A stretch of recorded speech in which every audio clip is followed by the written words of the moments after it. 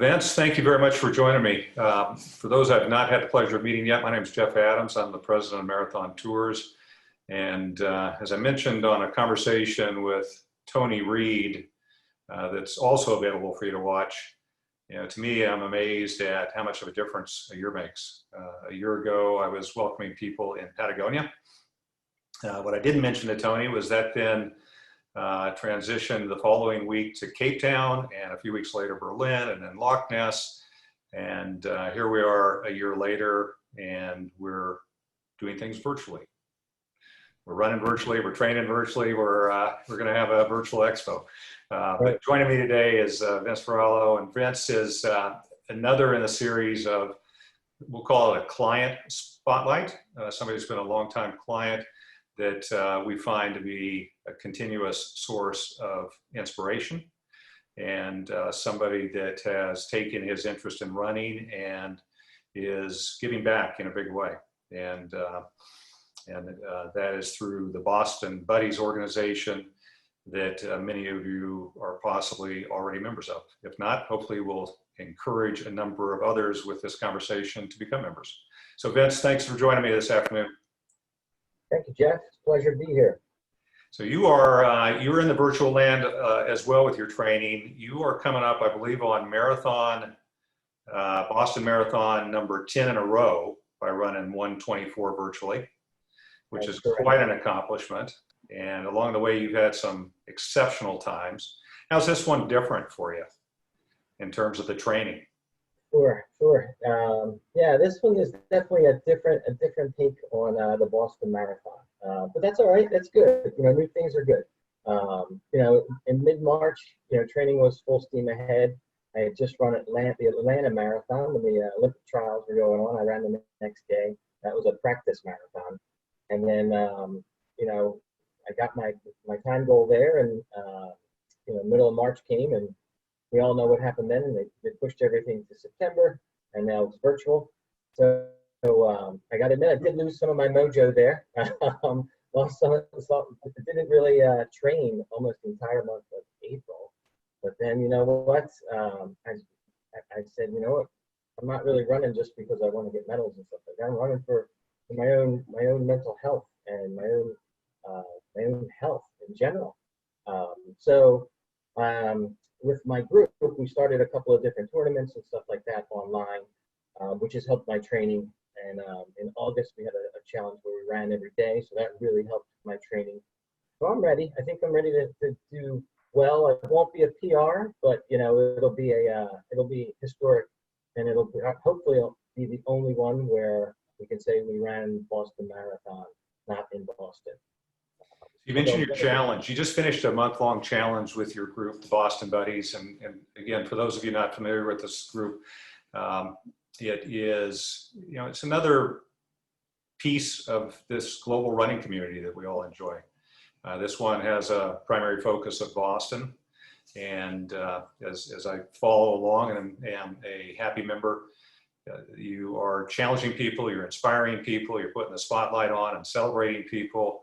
The challenge that you just wrapped up in August was especially inspiring in terms of the number of people participating and the interaction that you created at a time when I think a lot of people needed it. Just recap that for the folks that did not participate. Sure. Yeah, the Boston Buddies, it really started out, it's just a Facebook group. And we started out as just people that wanted to train for Boston that didn't have local people around them that could train. So we trained virtually, just like we're doing today. So it started in 2016, kind of ballooned up, and we have over 11,000 members now. And most of them, or a lot of them, do run Boston. So, we were all trying to figure out ways of how do we motivate each other for training. Summertime is not always the favorite time for people in North America to train just because it's so hot. And we actually, as the admins of the page, could see that the mood was different. People were a little less likely posting, and they weren't running as many miles. So we decided to come up with a challenge for August to kind of get people back, get them running, get them motivated. So we actually had a team challenge of people from all over the world. We ended up with 32 different teams of 15 people each. And the challenge was pretty simple. You had to run or bike or walk a 5K a day, every single day, and then you would score a point for your team. And then but you also had to post a selfie. So that helped as well, so that people would get to know each other. And we also had an extra bonus where we do something a little different with our group. We ask people when they join our page to do an intro video. An intro video is something where we basically ask you, why did you start running? And what we found way back when we started this is that those intro videos really made this group a little different. It really bonded a lot of people. So, myself, my story started when I was getting divorced, and that's why I started running. And what we found was there's a lot of people that were getting divorced, and that's why they started running. Where a lot of people were going through cancer, where they had survived cancer, and that's when they started, or a family member. There's all different reasons why people had started running, some sort of event in their life that caused them to want to turn to running. And what we found was that bonded people. Like, we have a lot of people that have similar stories, and those people connect to our page and they become lifelong friends. So we were giving people extra points if they did their intro video. And it really turned out spectacular. We just finished up the challenge on Monday, and Catherine Switzer actually came on and announced the winner for us. He actually has her 261 Fearless Foundation. So we try and do we try and do things throughout the year to help the 261 Fearless Foundation. And in the middle of the month, we teamed up with her so that each team could score more points if they signed up for her 261 Fearless Move the World Challenge, which is a series of 4 races. They're not races, they're just virtual challenges where you can run any distance.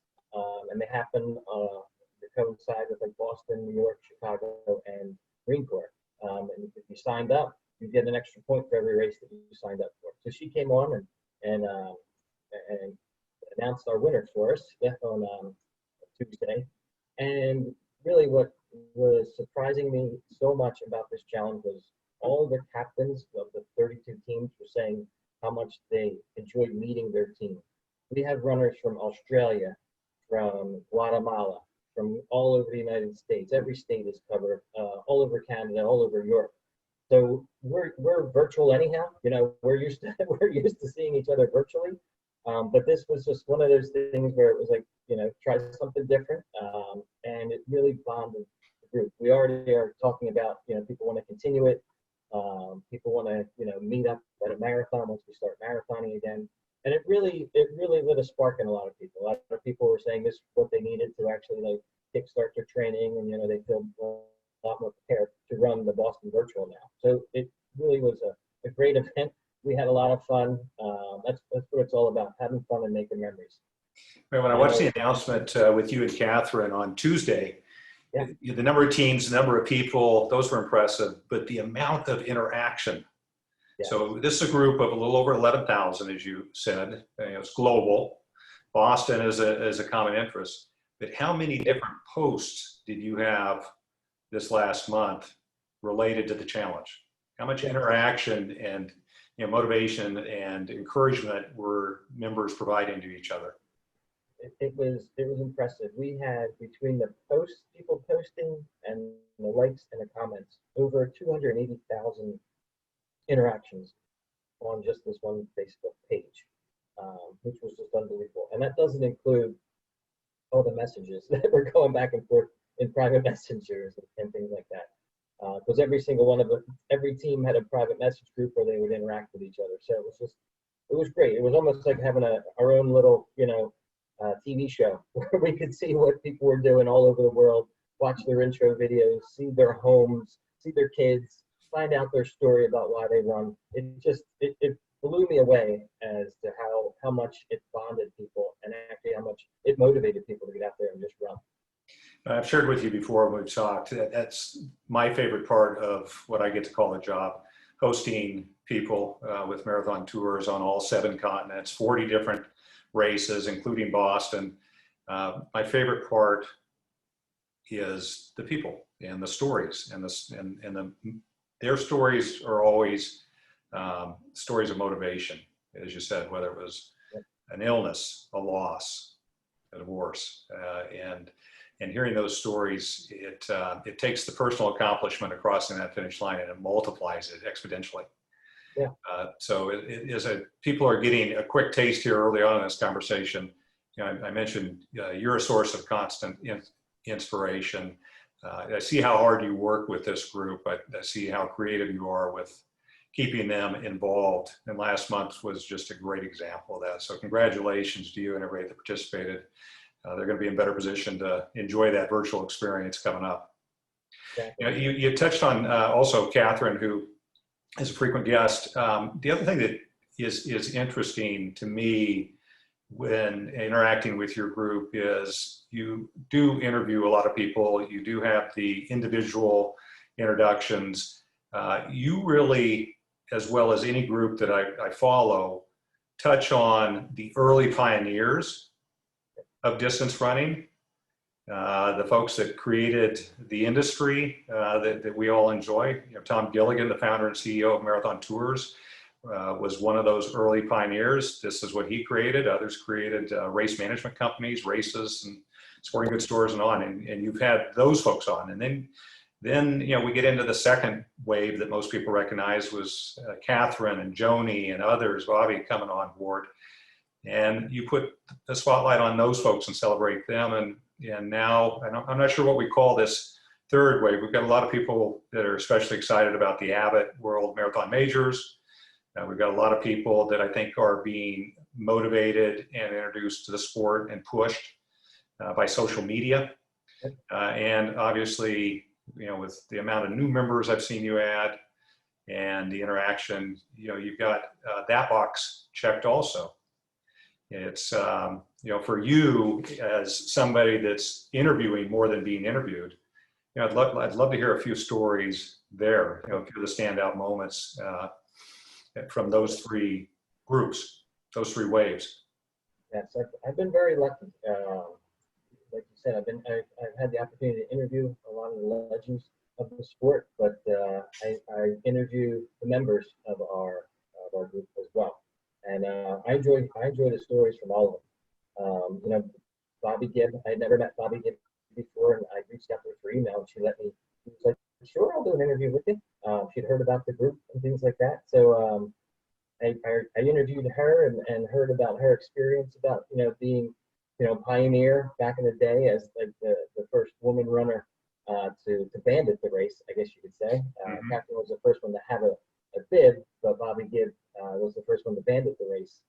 And she was such an amazing spirit. I loved talking to her. She was just such a friendly, loving person. She still lives out in California, and she's very welcoming. And I'm just a person that runs a Facebook group, and I was just so happy that she agreed to the interview. And kind of like she was one of the pioneers. Also had Billy Rogers on the program. He did 2 episodes with us actually. He actually, obviously he is Boston Billy. If you're going to do something on the Boston Marathon, you need Boston Billy. And again, he was just so gracious with his time. Such a gentleman. People were live, so people could ask him questions. He gave us tips, training, things like that, or just people asking him questions in general about what he was thinking when he was running the races and things like that. That was one thing. That's one thing that really stuck with me from those interviews with the legends is how gracious they were with their time, and how much they were willing to help to answer questions for the runners in our group. Which struck me. It was like that's the way that people should be. It's like be helpful. And I found that the running community is just a great community.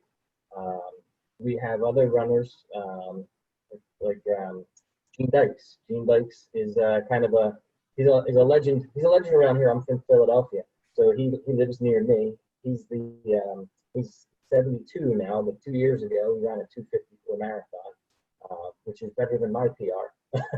So he's on our page and people love interacting with him. He's just one of those people that's an inspiration. We have a lot of other members. We actually created a book back in 2018 around the 2018 Boston Marathon. That was the year when they had the horrible weather. It was like a monsoon and 20-mile-per-hour headwinds and gusts up to 40, 50 miles per hour. And it was freezing. And, so many people after that race on the page wanted to tell their story. So we put together a book about all the stories. We had 100 runners or 100 people. We even had the race director, Dave McGilvray, his story got in there. It wasn't all runners, but people that were around the marathon that told their stories. And it's just inspiration about what it took for some people to get there. It wasn't the actual marathon was like the icing on the cake, and it was kind of a layup. That getting there was the hard part. There's one woman, Lori Riggles. She had 2 years prior, she had been hit by a truck while she was training, and she was in a coma, and she was told she'd never walk again. And 2 years later, she's running the Boston Marathon, and it goes and she tells her story about how she was able to slowly get back to crawling and walking and running, and just the setbacks that she had, but she just wasn't going to give up. Like that story stuck with me. That's the first story that I put in the book, just because it's what it's about. It's what it's what a lot of runners have to do. Is you're going to hit a lot of obstacles in your life, and just don't give up. There's so many people in our group that have had that experience, and it's like they're not quitters. They keep on going, and I love it. I love interacting with them. Now, that book's available on Amazon, I believe, and the title is Boston Buddies. Boston Buddies, yeah. Boston Buddies, like the Facebook group. Yeah, those good reads and individually, and then when you put them together, like you took the time to do. Again, just another great example of you giving back to the community. So as you think next year, and hopefully we get on the other side of this, it will. it's going to be a great celebration. Runners are resilient. When you look at those that travel globally with us, they are adventurous by nature, and I would expect the recovery will be quick as soon as the races are ready to go and the countries are ready to welcome us. So what do you have? Have you started thinking about goals for next year yet? Oh, goals. Number one for me every year is Boston. I want to run Boston every year. So Lord willing, I will get to do that next April. And I'm really looking forward to just having that excitement back and just, race day. There's nothing like race day. So Boston is a goal. I try and do an international marathon every other year. So if we're on an international marathon year, I haven't picked one yet. Looking at potentially Rome. Would love to run the Rome Marathon. Maybe 2 marathon tours. Here I can go with you. There you go. Yeah. I know you and I enjoyed the Great Wall together, and talking about tough weather. You were talking about tough weather in 18 for Boston. We had tough weather the year we ran the Great Wall with the heat. It was 101 degrees that day, and you know what? I would do it all over again. It was still a great day. I'm out there running. My daughter came, my sister, my niece. We had a great time. It didn't matter what the weather was. Didn't matter that it took me 52 minutes to run 1 mile. I still had a great time. So 303 is your best. I think 303 is your best Boston. That had to be one of your longer marathons in terms of time. The Great Wall was the longest one I've ever ran. Yeah, I think I was in about 6 hours and 20 minutes. Yeah. And the beer taste is especially good that night. Yes, everything was great that night. That's just it, though. It was like it didn't matter. It didn't matter the time. You know what I mean? Like we had a great time. I learned that from marathon tours. You guys put on a great show for everybody that did that. We had tours for us every single day. My daughter, who was 16 at the time, she was like, I can't wait to come back here and do this with my daughter. So it was something that I knew that it struck her as something that she would want to do with her kids one day. I was real happy to hear her say that. So you guys did a really great job, and hopefully, well, she's 20 now, I guess. So maybe in 20 more years, I'll be doing it again with my grandchild and my daughter. That'd be awesome. We have had multiple generations, and whether they're out there helping us on the course for some of the races that we organize, like Antarctica, or they're all 3 generations running, which we've had. It's a fun way to travel, and it's a fun way to pass along, a passion from one generation to the next. So Yeah. I appreciate that. So what do you got in store for an encore for Boston Buddies after the success of this last month? Well, we're doing the virtual, so obviously we're scattered throughout the entire world, so we'll be apart but together. So we're going to be doing the virtual, and right after that, 2 days after the virtual, we are running from Boston to Los Angeles for real. We're doing the Great American Relay, it's called. So we have a baton, and we basically start in Boston at 9 a.m. and we keep passing that baton about every 10 miles to the next runner until we get to the ocean, Pacific Ocean at Santa Monica Pier. So that's what's on store for us next, and I'm looking forward to it. I'm actually I'm the race director, so I will be driving the entire course, handling logistics. So I'm going through 15 different states. We're crossing the finish lines for Boston, New York, Chicago, Indianapolis, LA Marathon. Like a lot, we're going to be like the course is designed to go across the actual finish lines of these races. So we're going to have a lot of fun with that. I'll be posting to our group, videos and things like that for people to see. And it's really just a way for people to realize that running is not canceled, and you can still do this in a socially distant way. There's only going to be a couple of people on each leg, and we're just going to have a good time with it and give people something to look forward to every day. That's going to be fun to follow. I'm looking forward to that one. You just gave me a very good memory. When I was working out in Los Angeles prior career, before I joined Marathon Tours, I had the opportunity to go to a premiere of a movie, Bruce Dern. It was a black and white Nebraska I guess it was about 5-6 years ago. And I was introduced to Bruce, whose claim to fame is the only guy that ever killed John Wayne in a movie, which I thought was pretty cool too. But I was introduced to Bruce, and I asked him, what's your favorite running memory, knowing that he was a runner? And he said, I'll tell you if you tell me first. And so we talked about Antarctica and a few of the other destinations we go to. And his reply basically mirrored what you have on deck. He said, he wrapped a movie, and his buddy were living in Santa Monica, so they did what you did in reverse, and they decided to just go for a run one day and see how far they could go. And they enjoyed it so much, they got up the next morning and just continued running. And they finally got to Denver, I think is the way the story wrapped up, before his agent called and said, hey, you're due back for your next project. Get on the next plane back here. So, for that to be his favorite memory, somebody that's had such an interesting career and life, and to have it on deck for you and your group, that's going to be almost a guaranteed good time, and one of your highlights of your life, I'm sure too. So good luck with that.